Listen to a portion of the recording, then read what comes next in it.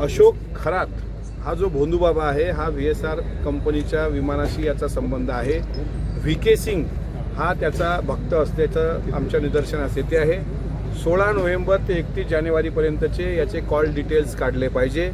त्याचप्रमाणे याच्या खात्यावर झालेलं ट्रान्झॅक्शन कुणाच्या सांगण्यावरून दादा VSRच्या विमानात बसले होते, कुणी त्यांना रोखलं होतं रोडनी जाण्यापासून म्हणजे 27 जानेवारीला, ह्या सगळ्या गोष्टी गुलदस्त्यात आहेत. आणि महाराष्ट्र सरकारने निपक्षपाती चौकशी करून जर अजितदादांना न्याय द्यावा असं जर माननीय मुख्यमंत्री आणि उपमुख्यमंत्री शिंदे साहेबांना वाटत असेल तर आमची हात जोडून विनंती आहे की अशोक खरात 16 नोव्हेंबर ते 31 जानेवारीपर्यंतचे त्याचे सर्व CDR काढा. आणि VSR कंपनीचं जे विमान ते मग अरोरानी हायर केलं होतं का, त्यांनी सेकंड हँड ते विमान घेतल्याचं लक्षात येतं आहे. हे सगळ्या गोष्टी या महाराष्ट्राच्या जनतेसमोर येऊ द्या.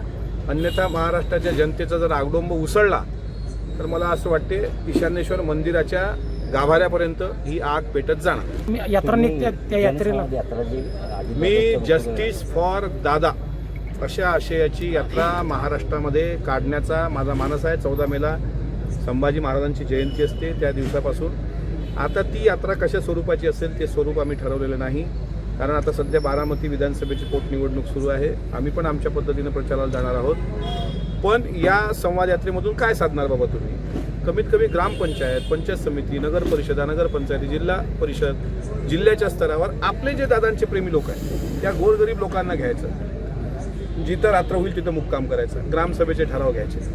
आता आज मला असं वाटते याचिका जी दाखल केली गेली होती म्हणजे त्याच्यात हायकोर्टात, मुंबई हायकोर्टात, त्याच्यावर सुनावणी होणार होती पण ती काय झाली मला माहीत नाही. सुनावणी याचिका याच्याकरता दाखल केली होती CCTV फुटेज संदर्भात. या यात्रेतून आम्ही महाराष्ट्रात प्रश्न विचारणार आहोत, सरकारलाच विचारणार आहोत, दादांचं CCTV फुटेज कुठे आहे? दादांच्या विमानाचा ब्लॅक बॉक्सचा डेटा अद्यापही का? मुरलीधर मोहोळांनी सांगितल्यानंतर सुद्धा 15 दिवसाचा अल्टिमेटम दिल्यावरही 3.5 महिने होती तरी तो पुढे का आला नाही? दादांसोबत विमानात किती लोक बसली होती? दादांची कागदं जळाली, दादांचे म्हणजे दादांचं शरीर जळालं, दादांची